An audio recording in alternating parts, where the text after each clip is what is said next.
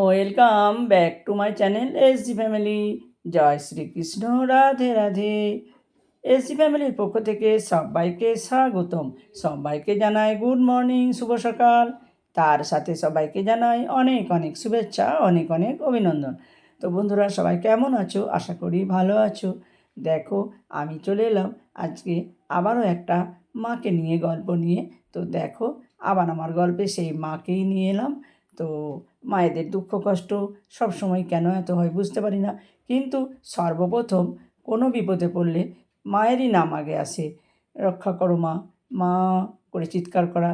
তো কোনো বিপদে পড়লে মা মানে জগৎজননী মা, মাটাই আগে আসে। তো সেই মায়েদেরই আগে কষ্ট হয় কেন, এগুলো বুঝতেই পারি না। তো এই নিয়ে আজকের গল্প। পুরো গল্পটা শোনার জন্য অনুরোধ রইল। পুরো গল্পটা শুনলে বুঝতে পারবে যেমন সৃষ্টিকর্তার হিসাব। তো কী গো, কিছু ব্যবস্থা করলে? কি ব্যাপারে বলো তো? তোমাকে যে গত পরশু বললাম আমাদের স্কুল থেকে দার্জিলিং যাবে বলেছে, তাই আমি ভাবছিলাম আমি আর তুমি মিলে যাব। আমাদের স্কুলের সব ম্যাম স্যার, ওনাদের ওয়াইফ হাজব্যান্ড সবাই যাচ্ছে, তাই আমি আর তুমি যাব বলে ভাবছি। সে তো ঠিক আছে, কিন্তু মাকে কোথায় রেখে যাব? আমি তো তোমাকে ওই জন্যই ব্যবস্থা করতে বললাম। বললেই কি আর ব্যবস্থা হয়?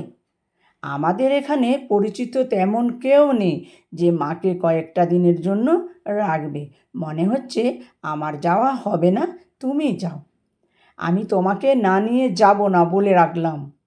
তুমি মায়ের কিছু একটা ব্যবস্থা করবে। আর বেশি দিন কিন্তু বাকি নেই। পরশুদিন মানসী আকাশবাবুকে এসে বললেন মাকে কয়েকটা দিনের জন্য বৃদ্ধাশ্রমে রেখে এলে হতো না? 1 মাসের জন্য রেখে আসো, তারপর আমরা ঘরে ট্যুরে এলে তারপরে না হয় মাকে আমার বাড়ি নিয়ে আসবো। বলবো মাকে ছাড়া আমাদের ভালো লাগছে না, তাই আমরা মাকে বাড়ি নিয়ে যেতে চাই। কি বলছো তুমি মানসী? এই রকমটা আবার হয় নাকি? হ্যাঁ হয়, তুমি একটু খোঁজ নিয়ে দেখো। আকাশবাবুও সেই মতো একটা বৃদ্ধাশ্রমের কথা বলে এলেন। আর আকাশবাবু মাকে বুঝিয়ে বললেন, আমরা কিছুদিনের জন্য বাইরে যাচ্ছি, তোমাকে দেখাশোনার কেউ নেই, তাই এইখানে রেখে গেলাম। আমরা ঘুরে এসে আবার তোমাকে নিয়ে যাব। ঠিক আছে খোকা, তাড়াতাড়ি ফিরে আসিস। তোদের ছাড়া আমার থাকতে খুব কষ্ট হয় রে। এই তো কয়েকটা দিনের ব্যাপার মা, তারপরে তো আবার তোমাকে আমরা বাড়ি ফিরিয়ে নিয়ে যাব। ঠিক আছে খোকা, সাবধানে ঘুরে আয়। এই বলেই মানসী এবং আকাশবাবু মাকে বৃদ্ধাশ্রমে রেখে দার্জিলিংয়ের উদ্দেশ্যে রওনা দিলেন। এরপর কেটে যায় প্রায় 2 মাস। আকাশবাবু আর বৃদ্ধাশ্রম থেকে মাকে বাড়িতে নিয়ে আসেন না। মাঝে মাঝে মাকে বাড়িতে নিয়ে আসতে চাইলে মানসী দেবী এত ঝামেলা শুরু করে দেয়, তাই আকাশবাবু আর সাহস করে মাকে ফিরিয়ে আনতে যায় না। এরই মধ্যে মানসী মা হওয়ার সুখবরটা আকাশবাবুকে দিলেন। আকাশবাবু তো খুশিতে আত্মহারা হয়ে পড়লেন। আমরা মা বাবা হতে চলেছি ভেবেই কেমন আনন্দ হচ্ছে।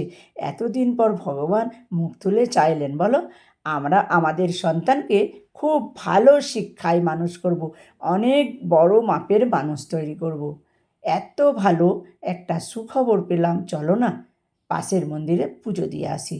এই বলে মানসী এবং আকাশবাবু সামনের মন্দিরে গেলেন পুজো দিতে এবং পুরোহিতকে বললেন, আমরা আমাদের বাড়িতে একটু সত্যনারায়ণের পুজো করতে চাই। এত ভালো একটা খবর পেলাম। পুরোহিত মশাই বললেন, ঠিক আছে, সামনের সপ্তাহে একটা শুভ দিন আছে, ওই দিন না হয় পুজোটা করুন। এরপর বাড়িতে খুব ধুমধাম করে সত্যনারায়ণ পুজো হলো। পুরোহিত বললেন, কয়েকজন বৃদ্ধ মানুষ ও বাচ্চাদের ডেকে বাড়িতে খাওয়ালে আপনার মঙ্গল হবে, পারলে এইটুকু করুন। আকাশবাবু কলোনির 2-4 জন বৃদ্ধ মানুষ ও ছোট বাচ্চাকে নিমন্ত্রণ করলেন খাবার জন্য। সব কিছু সুন্দরভাবে মিটে যাওয়ার পর মানসী দেবীর হঠাৎ পেটে অসহ্য ব্যথা শুরু হলো। আকাশবাবু দ্রুত ডাক্তার ডাকলেন। ডাক্তারবাবু এসে বললেন, আজকে কি আপনি উপোস করেছেন? আর দৌড়ঝাঁপ হয়েছে মনে হয়। এই সময় আপনার এমন করাটা উচিত হয়নি। আমি কয়েকটা ওষুধ লিখে দিচ্ছি, খাওয়ান, তবে মনে হয় না উপকার হবে। কিছুক্ষণের মধ্যে মানসী দেবীর ব্লিডিং শুরু হয়ে যায়। এমন অবস্থা দেখে মানসী দেবী খুব কাঁদতে থাকে। ডাক্তারবাবু আবার এলেন চেক আপ করার জন্য এবং সব কিছু দেখে বললেন, এখন আর কিছু করার নেই। প্রেগনেন্সিটা খুব বেশি দিনের জন্য হয়নি। আপনাকে একটু সাবধানে থাকা উচিত ছিল। চিন্তা করবেন না, আবার সব কিছু ঠিক হয়ে যাবে। ভগবানের উপর বিশ্বাস রাখুন। এই বলে ডাক্তারবাবু চলে গেলেন। পরের দিন মানসী এবং আকাশবাবু সেই কাছের মন্দিরে গিয়ে খুব কাঁদতে থাকেন আর পুরোহিতকে বলেন, কোথা থেকে কী যে হয়ে গেল। আমি তো মন প্রাণ দিয়ে ভগবানকে ডেকেছিলাম, তবুও ভগবান আমার কথা শুনল না, সব কিছু শেষ করে দিল। তখন মন্দিরে থাকা পুরোহিত বললেন, আপনারা কিছু মনে করবেন না, আপনাদের একটা কথা বলি, আপনারা যার জন্য কান্না করছেন সে তো এখনও পৃথিবীতেই আসেনি। আপনারা তাকে দেখেননি, তবুও আপনারা তার জন্যে কত কষ্ট পাচ্ছেন। কিন্তু আপনারা যে এক বৃদ্ধ মায়ের কাছ থেকে তার সন্তানকে আলাদা করে দিয়েছেন, ভেবে দেখেছেন সেই মায়ের কতটা কষ্ট হচ্ছে? মানে মানে হলো, আপনারা যে আপনাদের মাকে বৃদ্ধাশ্রমে রেখে এসেছেন, ভেবে দেখেছেন আপনার মায়ের কতটা কষ্ট হচ্ছে? পারলে আগে মাকে বৃদ্ধাশ্রম থেকে নিয়ে আসুন। মা বড় অমূল্য জিনিস, মাকে কষ্ট দিতে নেই।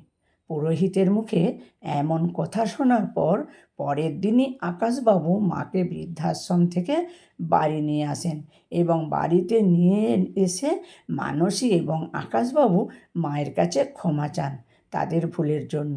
আমাদের ক্ষমা করে দাও মা, আমরা এই কদিন খুব ভালোভাবে উপলব্ধি করেছি সন্তানের জন্য মা বাবার কতটা কষ্ট হয়। আসলে জানেন, ভগবানের হিসাবে কখনো ফাঁক থাকে না। আপনি যেমনটা করবেন ভগবান আপনাকে ঠিক তেমনটাই ফিরিয়ে দেবে। গল্পটি যদি ভালো লাগে তাহলে অবশ্যই লাইক, কমেন্ট, শেয়ার করতে ভুলবেন না।